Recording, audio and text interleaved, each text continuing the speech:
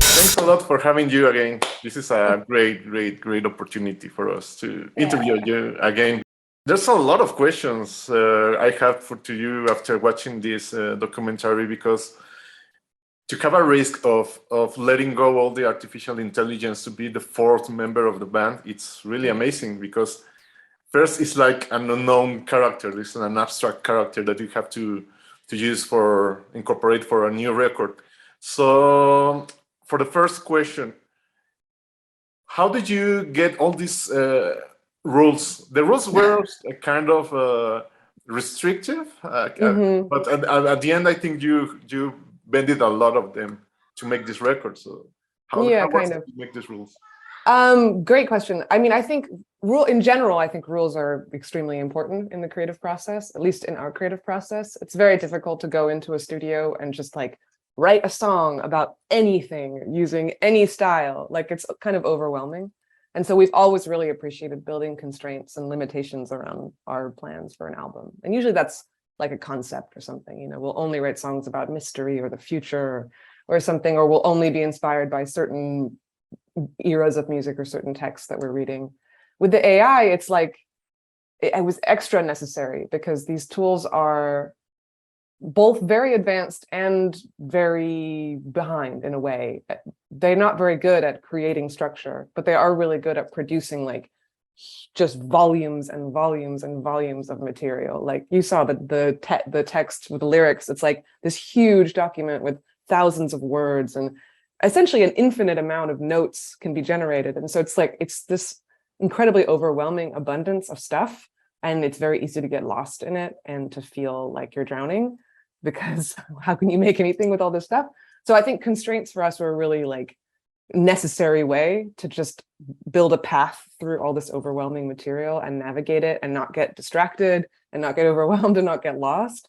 And for us also, the entire process of making the album was a process of like self-education. We wanted to learn about this technology, and like in order to do that properly, we wanted to like really commit to just like, you know, like not allowing ourselves that much freedom and really just like trying to work with what the technology could do and try to make the best of what the technology could provide for us.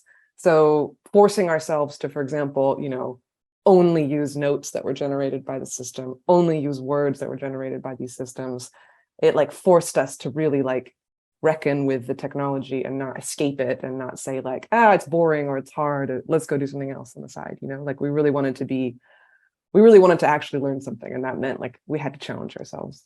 Now that we've done that, you know, now we can use these tools however we want, you know, we can be really experimental and we can just pick and choose the things that we like. But I think for the purpose of this album and the concept, it was like really important to have it like really be contained.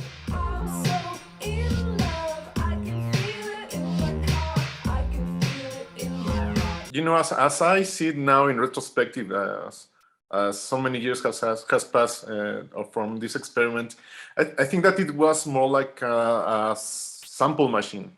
Yeah. Because you made a lot of, because you pick a lot of that samples and then you translate it with the instruments and you put it all together, you know? Yeah, I think that's a very good way of putting it. I think of it as like a collage machine, or like a, you know, cut up, or sort of like these magnetic poetry sets that used to buy, you know, in the 90s. Like it's a way of taking all this raw data and chopping it up into little pieces and rearranging it. Like, I think these systems are really, really good at jumbling up the world, like taking all these influences and all this data and like mixing it up and doing strange things with it. But like our job as people in our relationship with technology is to bring meaning and structure and like intention to all this material and arrange it. And that's like, I think what, you know, collage or sampling is. It's like arranging chaos into order, and then actually like embodying it and inhabiting it and performing it and like making it mean something human. You know, that's like I think one of the most challenging parts of it is actually trying to find a way to like make it fit and make it feel like it's part of something real and not just like a high concept, you know, jumble of things. When I ran the rainbow and the night was shining. Yeah, because there are many parts of the documentary that says really, truths. That technology, it's only a tool right now. We don't know in the future that, because right now in all these past decades we are feeding all these hard disk and all this, and we are digitalizing all our existence, all the human existence. Yeah, I mean, I generally believe that there's no technological solutions to human problems or social problems, and by that I include, like society, but also problems of making art and making meaning, which I think are human problems, good problems to have sometimes. Like, you can't just fix your way out of things with technology. Technology is sometimes just complicates the process so much that, it defeats the purpose of trying to solve the problem to begin with. But I do think that AI is kind of unique in that the way that it works, like the way that we teach machines how to do things, is by giving machines examples of things that we people have done before. So it's like, to create an algorithm that could generate notes, we have to give it the entire history of music. Or, to create a machine that can generate song lyrics, we have to give it thousands of pages of song lyrics. And in that aspect of it, there's an opportunity for us to use this technology in kind of a reflective way, and to use it to understand ourselves better, and to not just like continue to do the same things that we've always done, but to actually like take the opportunity and learn something and see what works and see what doesn't, and make those changes. Like, it's really rare that we get to sit on this massive pile of data about ourselves.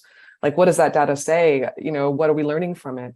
How can we use these technologies to kind of, intervene and correct things and make changes? I think that's a really underexplored aspect of AI. And I think that's something that artists are uniquely qualified to do, because we're good at looking at difficult things sometimes. Now I want to focus a bit on some of the creators using this technology. Claire Evans, 1/3 of the band YACHT. How do you think about this? Do you think that this kind of feeding the artificial intelligence is kind of distracting or aboarding us to evolve to do something more creative? Wow. Yeah. I mean, on one hand, I do agree with you. I think sometimes I look at popular culture and I look at music and I think like there's nothing new left to do, like we're just reimagining things that have already existed, or remixing things we've already done, or like in the case of, popular media, we're just making reboots and sequels of things or like remakes of books. It's very repetitive and recursive. And I think there's a lot of reasons for that. I think partially there's this sort of collective sense that the future is, and, there is no future, which I know is very apocalyptic, but like, it's very difficult to look forward when you can't imagine a future. And right now we're in a point in the history of our planet where for the first time, it feels like maybe the future is quite short. The past is infinite. Like, the past keeps growing, actually. Like, every day that comes, the past is bigger, the future is shorter. That's the way I think about it.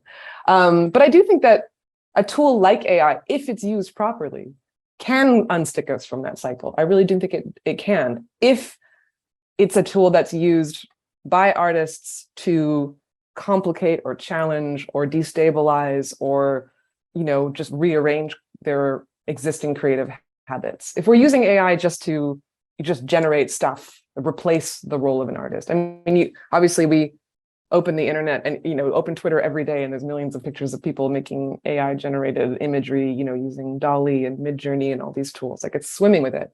And of course that feels really kind of magical and exciting, but I think it signals this really frightening change, because it seems like the people who are making these tools are not interested in making tools for artists. They're interested in making tools to essentially remove artists from the equation and use, the hundreds of years of image making history to just create a machine that can produce for commercial gain imagery for commercial purposes. They're not making tools for artists that are interested in their own processes, or interested in making something new, or interested in breaking the cycles of creative repetition. That's not what these tools are for. So there is on one hand, I think that AI can be really problematic and can continue to lock us in these cycles, these boring, repetitive cycles. But I think if used properly, and I think that involves sort of challenging the systems and taking them apart and finding ways to break them and do weird stuff with them that is not what they were designed to do.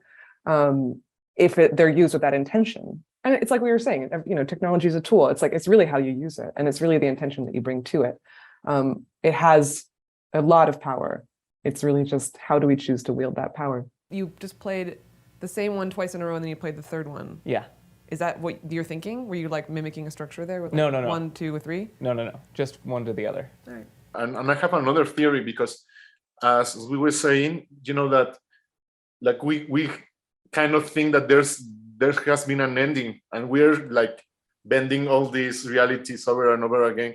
And that's why, the concept of multiverse right now, it's very hot, because that's one of the solutions of see the reality right nowadays, because we can look forward, but we can see all this mixture of different times and everything, Yeah, totally. And I think the theory that we might live in a simulation too, I think dovetails with that as well. Like this idea that nothing is real, or, everything is, I don't know that that's that different from believing that, the earth was created by a deity. It's basically the same thing, but we are experiencing some kind of reality collapse right now where things don't feel real.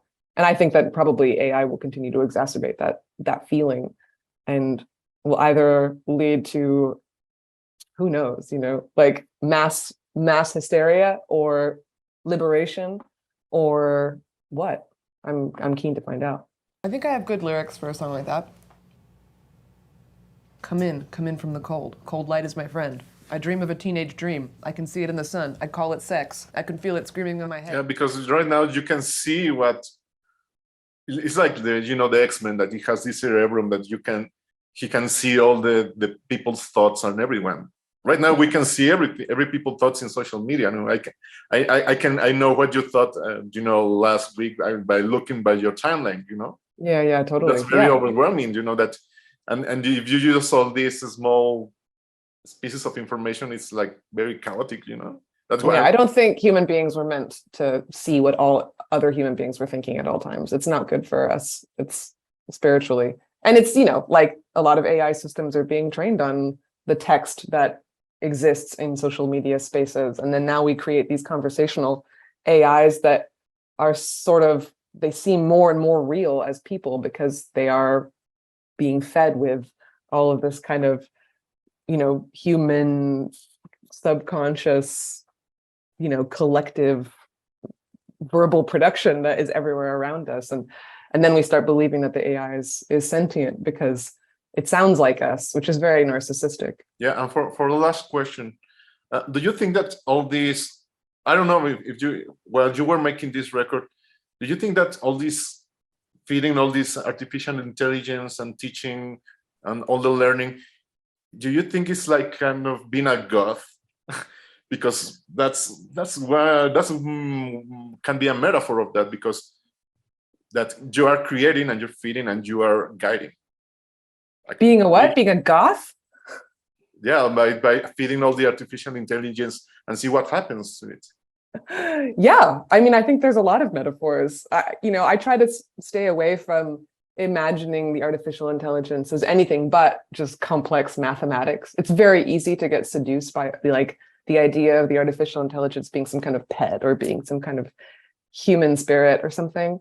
It's really just math, It's like highly specified systems for recognizing and interpreting the world through, the taxonomy and classification of data, which is like really boring, but also that's always been the job that artists do, right? Recognizing and interpreting the world. It's just that our processes are different. And I think if we can work together, then we can do great things. Claire, thanks a lot for this interview. And we are, I'm really happy to have you here in Mexico City again. We're so excited. We'll see you in the next week. Okay, see you soon. Great. La, la, la, la, la, la, la, la, la, la.